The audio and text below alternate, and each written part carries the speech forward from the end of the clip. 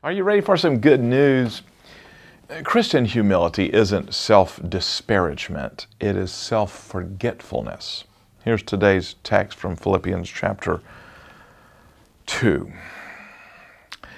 Do nothing from rivalry or conceit, but in humility count others more significant than yourselves. Philippians 2:3.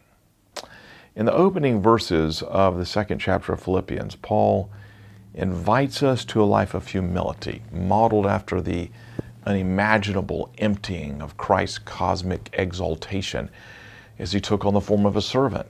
Humility is at the heart of Christian virtue. But for much of my Christian life, I completely misunderstood humility. I assumed that there are humble people and there are confident people. I didn't grasp how the two virtues fit together. But this apostle who exhorts us to humility was also the writer who reminds us that we can do all things through Christ.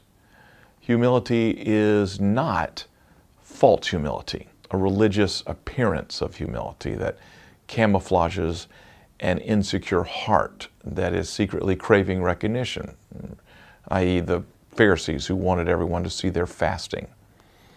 It is not worm theology, the notion that we need to constantly emphasize our depravity lest we never appreciate the holiness and grandeur of God. It's not self-rejection, the tendency to condemn ourselves even though God has forgiven us. False humility, worm theology, and self-rejection all have this in common. They're forms of self-focus. But the gospel is a cure to pride, not because it points out how much is wrong with us, but because it makes us so secure in Christ that we can forget ourselves. Pride is self-satisfaction. Distorted humility is self-persecution. Both are forms of self-absorption.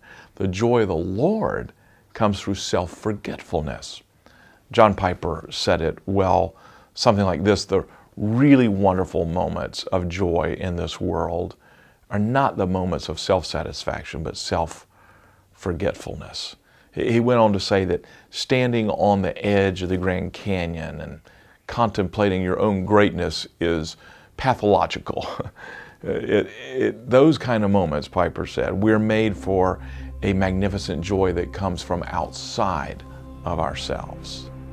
Well put. Humility starts with the assurance of God's love in Jesus Christ. The more secure you are in His grace, the more you can forget yourself.